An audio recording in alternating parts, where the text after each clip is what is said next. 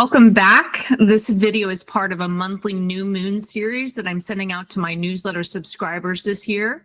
The theme of this newsletter is asking, where are you in the cycle of belonging versus rebelling? This month's newsletter also includes a horary question from my audience, which asks, is there energy for love this year? Sign up for my newsletter if you are interested, and you'll also get a tutorial that I've created, which shows you how to track your planetary cycles using free software. My next deep dive will be about the Mars-Pluto cycle, so stay tuned. You can always find the links to any of these videos via my website, which I will link below. And thank you for your likes and comments. I love hearing from you. This is the fourth new moon in a row at the 9th degree. As I mentioned during my last new moon video, the 9th degree is associated with Sagittarius. And with this energy comes an increased desire for expansion into new forms of knowledge, adventure, and freedom. The new moon is again ruled by Saturn, or the traditional ruler of Aquarius, but topped with a slice of Uranus energy, or the modern ruler of Aquarius. As far as traditional versus modern rulers go, think about it like this. We need the help of Saturn to create order, form, rituals, to sustain life for the long term. But oftentimes the very same things we create that help sustain us eventually becomes too rigid, too rote, calcifying, and leading to the death of those forms we create for sustainment. The life is taken out of our rituals and they're no longer fresh, they're lifeless. So Uranus comes in to shake us out of these patterns, to shock us into the realization that these old forms are no longer working for us. Now, Uranus is related to trauma, and it's non-emotional. So Pluto is sort of the emotional body, the changes that we need to make that impacts us emotionally. And Uranus is more about objectifying. From a non-emotional perspective, taking a wider view and seeing that the forms are no longer working for us. And this can be quite traumatic, but in a way helps create that distance that we need, that emotional distance that we need to move forward. It helps us objectify the worn out Saturnian limits that may be holding us back. And Aquarius as an archetype is representative of this movement between those two energies. So when you think about the traditional versus modern rulers, it's helpful to think about it like that. Now, in her book, Moon Phase Astrology, Raven Caldera calls this the father's son moon. And I found her descriptions of this moon to really be descriptive of the political transition that we're going through in the US right now. In fact, today is the inauguration of a new president, Trump. And I'm creating this video right now to distract me from that inauguration. But it was interesting because, you know, when we were electing the president, there was a lot of discussion about who was going to be elected, because the president that we were elected would be at the 29th degree of Capricorn. So there was some conversation that this was sort of like a transitional moment, this last gasp of hanging on to this old order. And everyone was speculating about what that meant. And for me, it makes so much sense that Trump got elected because he's already served one term. So he's not new. He's not Pluto in Aquarius, but he's representative of that new energy because he's bringing in the technology plutocrats with him that helped get him elected. The last time he was elected, he was supported by Peter Thiel in the background, and he's still supported by Peter Thiel, but Elon Musk came on board. And later, Jeff Bezos, who owns the Washington Post, decided not to let the editorial team make a vote about who should be president. And most people were thinking that they would go for the Democratic candidate. And then, as we've seen, Mark Zuckerberg has really come in line with Trump. And I had heard in the media that they're all going to be surrounding him as special guests in this inauguration. So it's very interesting to see that transition. And this time, the energy feels really different. It's definitely, we've gone through a whole new phase, a media transition, and it's very weird to watch. It's a little bit traumatic for some of us this time. But she describes this new moon as people who look at the world in a way that's fresh, enthusiastic, and lively. But like the previous new moon, the lunar or emotional energies do not express themselves very easily in Aquarius. And sometimes, like I said, Aquarian energy, especially moon energy, can mean a person has gone through some traumatic events in their life. It doesn't always mean that, but it can. And oftentimes, people with Aquarian moons are very good at getting over things very quickly, looking at things from a more cerebral point of view, not getting lost in the emotional life like a Pisces moon. That's what I have. I can get lost in that emotional world. And my son has an Aquarian moon, and he can get over things very quickly. It's so interesting to watch because we're coming off a very emotional full moon in Cancer. And that had Mars on the moon, and we just watched LA go up in smoke. And it was very traumatic for a lot of us, and especially those that lived in LA, to deal with the fires that and all of the beauty that just burnt down so quickly. And so, yes, a lot of us are feeling this trauma right now. So she goes on to say, Aquarius is also the sign of one's relationship to the group, of being the outsider or insider. While most astrological discussion about Aquarius stresses the sign's nonconformity, that's only half the story, and not usually the first half. Aquarius doesn't just rebel. They go through cycles of belonging and rebellion. So this description is really similar to what I was just describing between the dance of Saturn and Uranus. And I really understand this cycle a lot because I've watched myself go through this feeling of wanting to belong and never quite belonging and rebelling. I go through that cycle a lot. So it's very much in line with this archetype.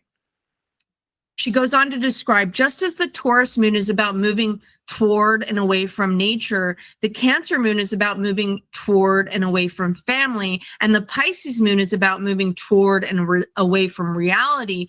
The Aquarius moon does this dance with society. One can't start with rebellion. One has to absorb the thesis fully before one can act on the antithesis. That is why the father-son is the starting point of the Aquarius new moon. They are happy and content, even desperate to remain the father's son. Losing that approval is terribly wrenching and puts the Aquarius moon in touch with all sorts of feelings that he would rather not have. It's easier and so much more tempting to just bury the dissatisfaction and keep going, ignoring the nagging feeling of constriction and injustice, but that can't last forever. And sooner or later, the hard choice will be made to follow one's own inspiration and lose everything, or to stay and be ruled by the father's ghost. So I'd like to pause here and ask you, are these themes showing up in your life right now? I don't know about you, but I'm feeling a sort of malaise, a disappointment that so many people are going in a completely different direction than my heart wants to go. I'm starting to feel old and out of touch with the zeitgeist. I am going to be turning 50 actually in a couple of weeks, so that makes sense. And I feel like the emperor with no clothes, pointing at this very real fire that's going on and screaming, "What the fuck?" But yeah, a general non-belonging. An astrologer I follow, Frederick Woodruff, aptly likened this time to a picaresque narrative, which is about turning everyone and everything upside down. And he suggests that we should lean into that because everything is upside down right now and being shaken to the extreme. And the only thing that we can do is really just surrender and go with the flow. And we see that happening all around us. It's definitely a different energy right now, not so much a resistance that we felt the first time. Things have changed a lot since the first time that Trump went into office. Okay, I'm going to quote from one more passage of her description of this new moon. The father, sun, moon people may project their struggle onto the wider stage of society and its rules. Privilege is indeed a problem. On some level, people born under the father, sun, moon have a strong need to feel that they are special geniuses and that the rules pertaining to unspecial people oughtn't apply to them. Sound familiar? They have a sense of intellectual entitlement that can interfere with their compassion for those trodden underfoot, and that can also keep them chained to a desperate struggle for the few limited slots at the top of whatever totem pole they're worshiping, no matter what the personal cost. At least up there, geniuses get some slack. Sooner or later, the universe will give them humbling choices and show them where they aren't quite the geniuses they were told they were. So it's quite good for them to start considering it now. Now, I feel like this can be applied to so many people in leadership positions right now, especially those that are clamoring to move into rank and file with the president. And even if I don't actively feel this way about myself, I know that it's really hard to get not to get caught up in this hierarchical system in a world that is set up as a zero-sum game with this fanciful notion that we in the US live in a country that is a democratic meritocracy. So while I want to point fingers and judge these people, I understand it in some senses. You know, people have to think about their families, they have to think about their companies. And that's why we shouldn't, get so involved in the politics as all of these alignments show. A lot of companies stay out of politics in some senses because it can get them really in trouble when a new leader comes on board, and you have to make sure that you are on the right side so that your company can thrive. Now, let's talk about this chart a little bit more deeply from the mundane perspective. Now, remember, I located these charts in Washington, D.C. as we're transitioning into a new presidential administration. I think that the energies from the politics really affects the rest of the nation. So I wanted to look at it from that perspective. Now, if you'll notice, the new moon is here in the 12th house and it's conjunct Mercury and Pluto. And from a mundane perspective, the 12th house is a house of criminals, spies, and secret foreign enemies. And Mercury and Pluto are conjunct the fixed star Altair, which bestows a longing for conquest and glory and ambition. It's associated with military achievements. Albertine describes the mix of energy as the power to speak with heart and soul, and thus convince people, a desire to gain recognition. And Jupiter here in the 4th house, which is the energy of this 9th degree, is implying that there is some recognition given from the masses to the president that is trying to gather recognition. So there is recognition given, but Saturn, Venus, Neptune, and the North Node intercepted in the 1st house suggests that not everybody is happy about this. Now, remember, the nodes were at 1 degree Aries during the last new moon, with the North Node intercepted on the cusp of the 10th house. Now we have the 1 degrees Aries transition to the 2nd house cusp, and the nodes have now switched to Virgo and Pisces.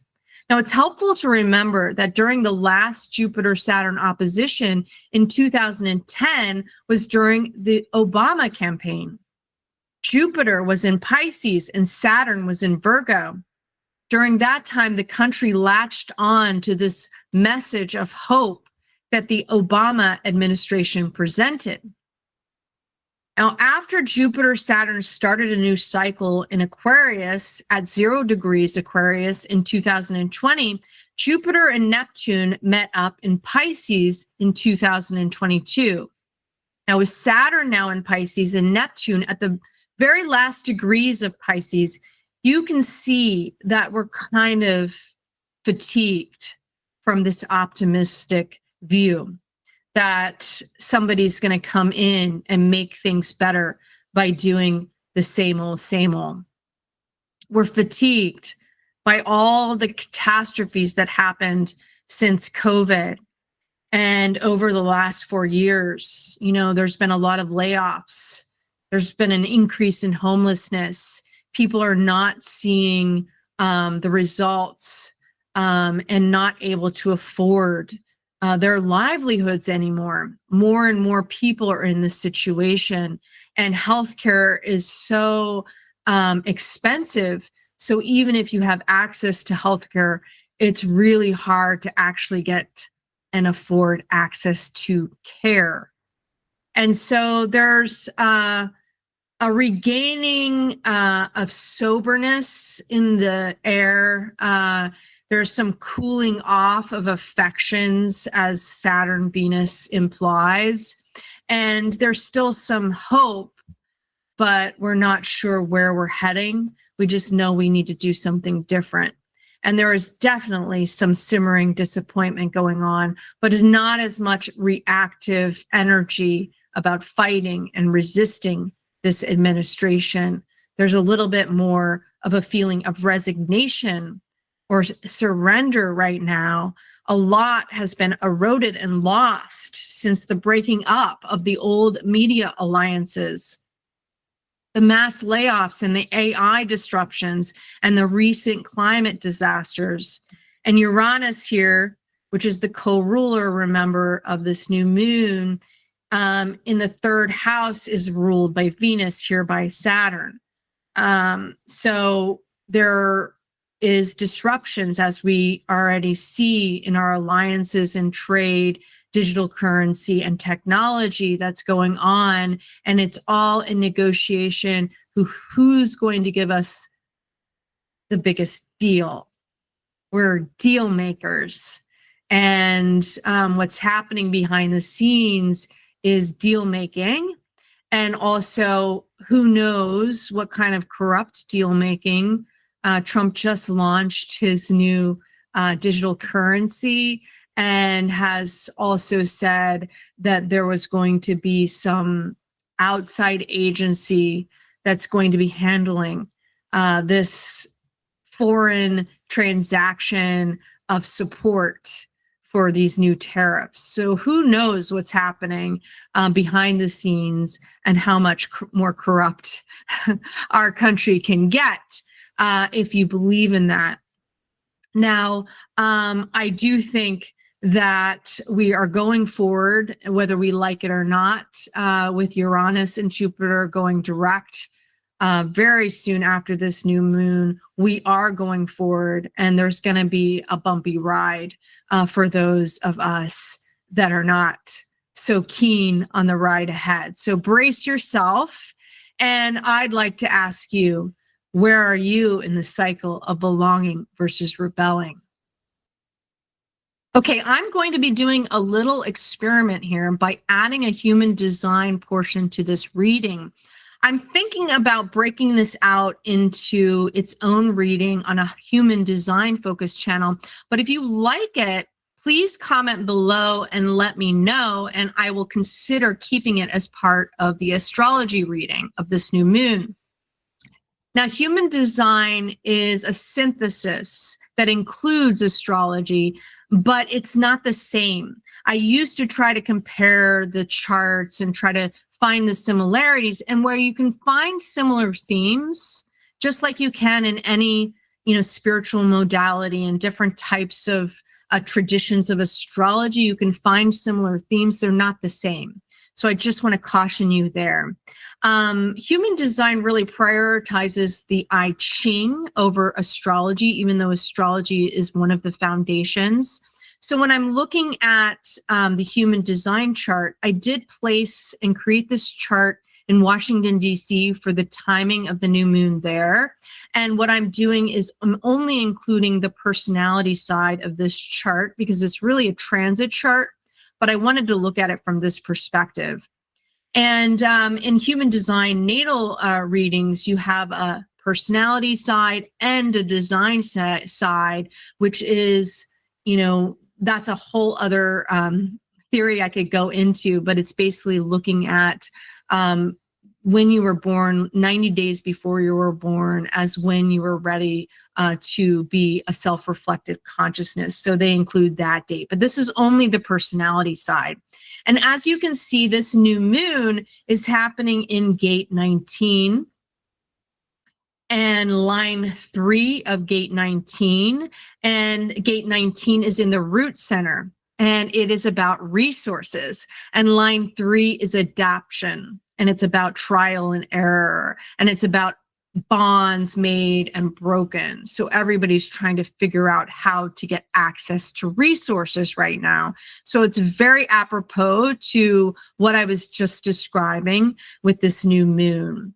And I'm going to be reading some excerpts from the line companion about these gates. So gate 19, line 3 is receptivity to approach can only be maintained through vigilance, being on guard. It is one of the things to understand about the nature of being dedicated, that it is not only a simple matter to need to have the resources, but in order to get them, you have to stay with it. You have to be vigilant. You have to guard and protect it. But the moon is placing the sun in detriment here, because the moon is in detriment in this gate and line. And so it's the negative side to this energy. And this is what it says. Sensitivity and ease fueled by acceptance by others. It is all very easy if somebody accepts me. I can be there with them, but the resources, that is where the vigilance is. It's not about how many friends you have. It's about how productive your relationships are in that sense. The other side is the need to be wanted, hampered by oversensitivity. One becomes very sensitive, oversensitive as a potential when the resources are not adequate for the need being offered.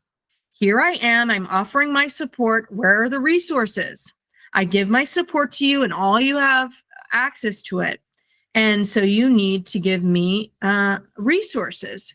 Then they get oversensitive. What about me? You left me out. Am I in this bargain? Don't I get a cut? It is the value inherent in the relationship. Is everybody in the tribe productive? Is the tribe truly interdependent? Or do we have a tribe that is based on dependency? So that's the energy right now.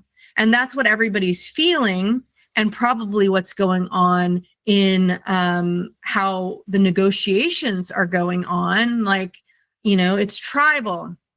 What are you going to give me in exchange for my support? And then there's people that are going to be disappointed by that and oversensitive by that they're not getting their fair share. And so it's very much also about people in our country not maintaining independence. There's a lot of people who think that we're living, like I said, in that meritocracy where you have to put in your hard work. And then if you work hard, pulling yourself up by the bootstraps, you're able to be and go as far as you want to go. Now, we all know that that's not true, but that is the feeling and belief in a lot of people's hearts, especially from the Republicans. Libertarians are basically, we don't want to help anybody. The government has too many people on welfare. We don't want to give them any assistance. They need to provide their own assistance, and we just need to let the companies do what they're doing and let everything fall where it needs to fall. And then there's this trickle down effect, and then the people that work hard will be able to survive. And I think there's a lot of people who also believe, and this is just my own perspective, my outsider perspective, that if we stop all of the illegal immigrants, that people in the United States will start taking the jobs that the immigrants would naturally take. And then there'll be a little bit of a stronger economy because of that, and less dependence on the government for people that think they're too entitled to work these lower paying jobs. And then the economy will come back in that way. Now, whether that's true or not, and we know that that's not true to a large extent, and a lot of people are really unable to even provide for their families at even the base level of pay, not to mention the people that are paying under the table for the immigrants. It's hard to even maintain your family on the income that is provided from what the rules are with the minimum wage. So how are we going to adapt to that? And a lot of people just want to take a hands-off approach and let things fall as they fall and not worry about it. So it's very interesting to think about from that perspective. Now, I'm just going to point out a couple more gates, a high-level information from that, these transits. Now, when we talk about human design, they talk about Venus and Saturn and the moon as being the focus of everybody through this transit. And Venus right now is in gate 36 with Neptune. Neptune is still in gate 36, but is about ready to transition for good into gate 25. And so Venus is here in gate 36, and it's off of the solar plexus, which is the emotional system, and it's about crisis. And line 3 is adaptation to crisis. And what it says here is the third line says the point at which decline has exhausted its power. And so there's these are the people that are always get the big crisis, and now they're desperate to align with people who have the money. So it's really the focus is this transition out of crisis. How can we get out of this crisis and become this strong nation again? And it's interesting because we're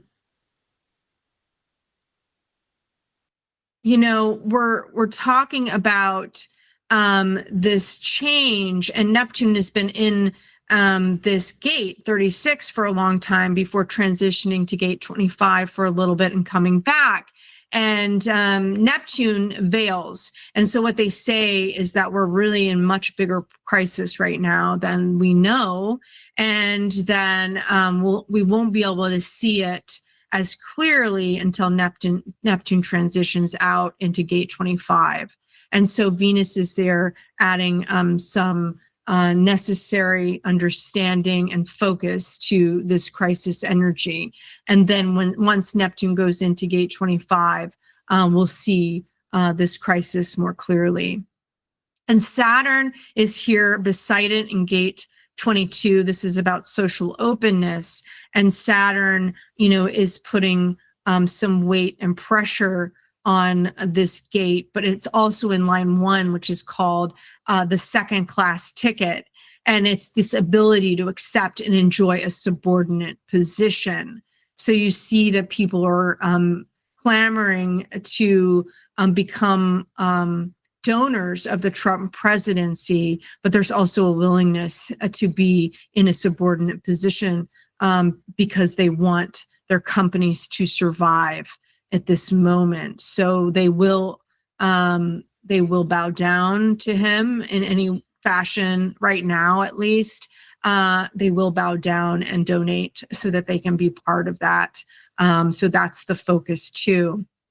And then I just wanted to look at Mercury, Mars, and Jupiter, which is about what we're communicating right now. And so if you really listen to what's going on around you in the media and what you're communicating, what your friends are communicating, see if you can pick up some of these themes. It's very interesting to look at human design themes this way because you can really pick them up sometimes.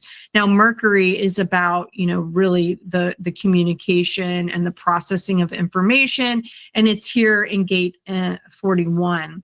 And this is where Pluto is actually going to transition in a little bit, and it'll be in gate 41 for a long time. So it's been in gate 60, and that is about limitations. So limitations in resources we've been feeling, but once it goes in 41, it's about contraction. And that's going to put us in a place of contraction. And we might, like I said, see that we are in crisis and we need to even pull back more than we have been. Inflation and things like that are happening. And 41 line 1 is about reasonableness. And it's probably what we're communicating or we're hearing communicate right now, which is you can't have all your fantasies because you will lose your power. You must get one and then go on to the next. Reasonableness becomes the key, the appropriate delegation of responsibility. So when you think about this from the president's perspective, he's coming in like last time wanting to shock and awe everybody. And there's probably some conversations going on about, what is reasonable. And you've got to kind of create some reasonableness to what you want to accomplish on day one. Now it's probably not going to happen, but the conversation is about that probably. What can people accept so quickly? But, there's this Uranus energy going on, and Trump is very Uranus. He's got Uranus on the North Node, so he's probably going to be similarly fashioned. He's promised everybody that he's going to be like this to create very drastic moves right away. So we'll see what happens with this reasonableness suggestion. And then Mars is in this gate 62. And gate 62 is about detail, but line 1 is called routine. And I thought it was really interesting because there's a quote in here in the line companion, which is about the ability to transcend the boredom of routine through a rich and daring fantasy life. So being able to come up with the detail of what we're going to be doing from a policy perspective even. And so often the detail of the 60-second gate is built on fantasy. It's built on the imagination. If this works, what happens then? And after that, this is the inner logical process of trying to see how the pattern will work. But it is a fantasy. It does not have to be a reality. It is a way of exploring the logic. So there's probably a lot of narratives that are going out, which is helping us see the bigger vision, but it is kind of this vision based on fantasy. And then the clicker here, I thought, was Jupiter is in this line, it's in this gate 16, which is about skills, but it's in the line of gullibility. And so it's all about propaganda. And it's like basically supporting this fantasy by putting out propaganda of where we can go with these new policies and how we can create, this illusion that we're going to make America great again. And so I thought that was really interesting to describe the themes that are coming up. But yeah, we all have our own perspectives on this. And certainly people read into the symbolism from their own point of view, just like I just did. I'm pointing out some of the keynotes to these energies. But if you listen to somebody else, they might tell you a completely different story to how these energies are manifest. So just keep that in mind from your own perspective, that this is always from somebody's very personal perspective, how these energies play out. And I have learned that a lot in this, watching some of the mundane groups predict the presidential election. We all have a biased point of view, and I certainly do. And that's just our perspective and how we see. And that's why I really do also like to encourage people to look at multiple perspectives, even from the way that I'm doing, which is astrology and human design, because these modalities are made by different people who see things slightly differently. And then based on your personality, you might really click with one modality versus another. It doesn't make one modality right and the other wrong. It's just that you resonate with it a little bit more than others. And for me, I have a type of personality that can resonate with a lot of different things. I don't think any type of spiritual modality should be placed above, just like any other religion. I think that they all have very similar core essences, and it's just dependent on your perspective on how you see things. So that's what I'm doing here. And I just wanted to also point out that the North Node is in gate 25 right now, and Neptune is going to join it. And I thought the North Node had a really great keynote, the line 1. I wanted to talk about this because when Neptune transitions, it is going to make that gate the exaltation. And what this means is gate 25 line 1 is motiveless action, and it's got Neptune exalted, the universalization of activity, psychic attunement that is its own reward. And so I'm interested to see what that means. I mean, it could mean a lot of things. I mean, we could go through a crisis, like we just had happened, and maybe more to the country as a whole, where we had this crisis in LA where everybody just had to maintain their togetherness to get through the catastrophe. And I hope that doesn't happen, but it could, because once you're in crisis mode, all you're doing is thinking about the moment right now. And there's a motivelessness that comes out of that, people helping each other. That's the positives of crisis. Now, I hope we don't all go there, but we could. And at the end of the day, we need each other. Like I've been saying, we need each other. So to try to create bridges wherever we can, and to try to find ways through this maze of corruption, and to focus on our own lives and how we can create peace and focus on the things that are right for us amidst the chaos, I think it's going to be very, very helpful. So like I said, if you really liked this portion of the new moon this month, please comment below, because if you don't, I'm going to probably pull it out into its own section. I hope this is helpful, and I hope you check out my horary chart, sign up for my newsletter below. Thanks all for your likes and subscribes and your views and whatever love and support you can give me. I really appreciate it. Have a great rest of your month.